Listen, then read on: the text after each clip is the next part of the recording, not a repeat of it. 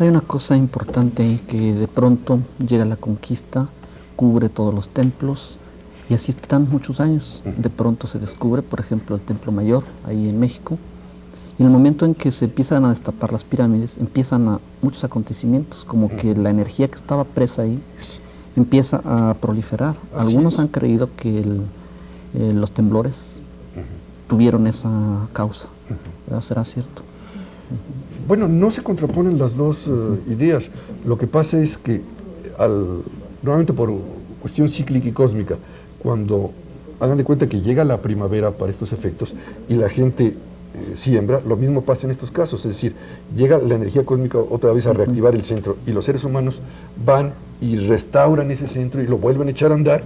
Entonces, por eso se dan estos casos que mucha gente no entiende, que en un Teotihuacán, los 21 de marzo, vayan cientos de miles de personas. Sí. Y esto es muy reciente, hace unos cuantos años no iba nadie. ¿Por qué? Bueno, porque antes no tenía caso ir ahí si no había un beneficio, como el agricultor no va a sembrar cuando no va a cosechar. Lo mismo pasa aquí. Y todo esto produce una serie de cambios telúricos y de cambios sociales y de cambios mentales en la gente, ¿verdad? Que ya empiezan a verse. Es decir, ya en varios centros antiguos de México ya se da esta situación de que están recuperando esta capacidad de convocatoria. Entonces van gentes, no todos vamos en un nivel de conciencia adecuado, obviamente, es decir, seguramente muy pocas gentes van con la suficiente capacidad para aprovechar estas energías, pero en alguna medida todos vamos intentando apoyar eso, me explico, es decir, porque no se va con una actitud de turista, de ver ruinas, sino se va con una actitud de participación. Sí. ¿Podría ser esto también apoyo del puente de Viricuta? El puente de Viricuta fue un intento de apoyar la recuperación del Camino de Santiago de Compostela en el 92, o sea, en el 92 España inició su recuperación espiritual a través de una recuperación consciente de su gran camino sagrado de Europa, que es el camino de Santiago, ¿no? Entonces, el puente de Viricuta consistió en la ayuda que le dio México a Europa para recuperar su gran ruta sagrada. Esta ayuda consistió básicamente en lo siguiente: un grupo de concheros hizo el camino danzando, ¿no? Es decir, esto ya había sido antes, es decir, don Faustino Rodríguez, que fue el secreto guardián de los volcanes, que fue quien enterró a Regina, ya había hecho esta ruta con su grupo hace unos años. Pero el año pasado un grupo ya, digamos, integrado a los españoles, recorre, dirigido por la nanita, o sea, Guadalupe Sanabria, que es una de las guardianes de tradición más antiguas de México, es una señora que tiene 90 años y que hizo este camino, ¿verdad? Es decir, danzando todos los días y caminando y con su grupo de concheros. Y por otra parte, un grupo de mexicanos fue desde el 91 a enseñar a un grupo de españoles una danza sagrada tibetano-mexicana que se llama Citlalmina, y después estos españoles se distribuyeron por toda Europa, se las enseñaron a las personas que iban a dirigir las peregrinaciones. Entonces estas peregrinaciones de polacos, de alemanes, de rusos, iban transitando desde su país hasta Santiago y en determinados lugares bailaban esta danza de México-tibetana que se llama Citlalmina, ¿no? Entonces fue una cosa muy bonita porque ya fue muy planetaria, ¿no? Es decir, y la aportación de México fue esa.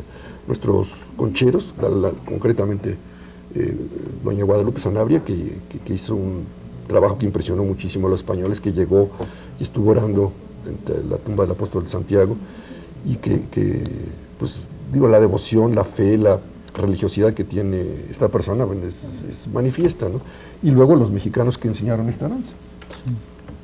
Hablando usted sobre la cultura polaca, menciona que en el siglo XIV hay un equivalente a Regina, sí, que es la reina Hedwig. Así es. ¿Nos podría platicar sobre ella, por favor, y el equivalente ahora con Regina? Mire, en muchas naciones encontramos figuras femeninas que en determinado momento encarnan a su país, o sea, llevan a cabo una misión de salvación de su país o de recuperación de su herencia espiritual.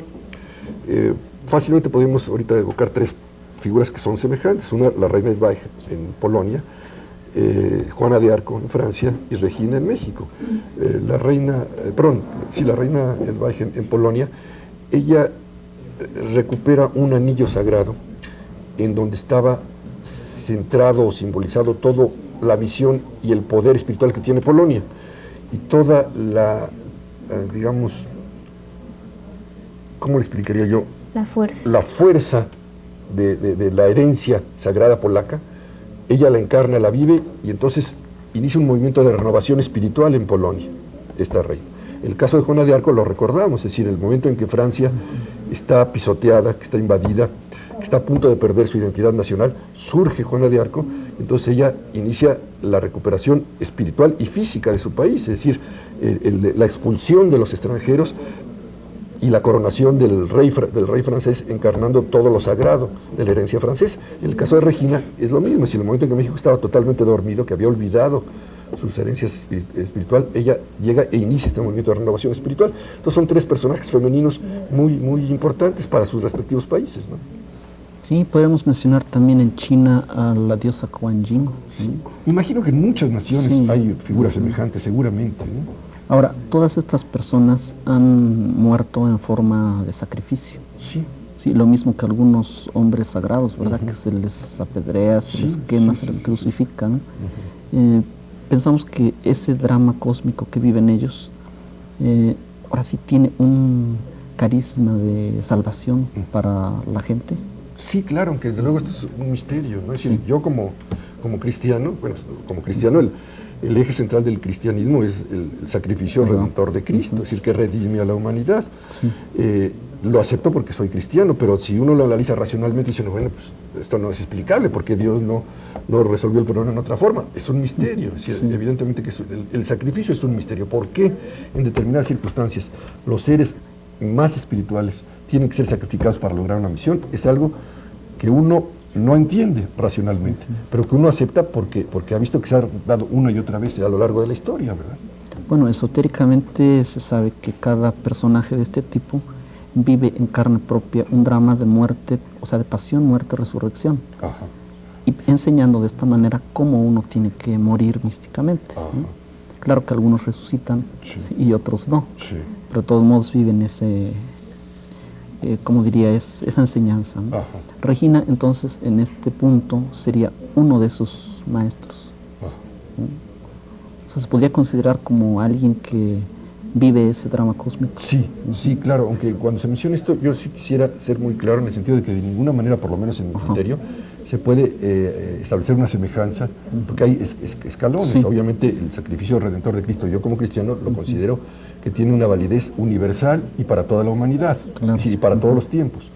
Y en cambio el sacrificio de Regina tiene una validez temporal y espacial muy determinadas, que es para el caso concreto de México y en el momento específico en que ella actúa, nada más, ¿no? O sea, que aunque los dos son sacrificios, no son comparables en cuanto a la escala y la dimensión cósmica que tienen. Como Juana de Arco lo fue para Francia. Exactamente, como Juana de Arco lo fue. Ahí sí las siento comparables, ¿no? Si el caso de Juana de Arco es una persona que también llega, se sacrifica por su país, salva a su país, inicia un movimiento de renovación en su país, que es totalmente una heroína francesa. Sí.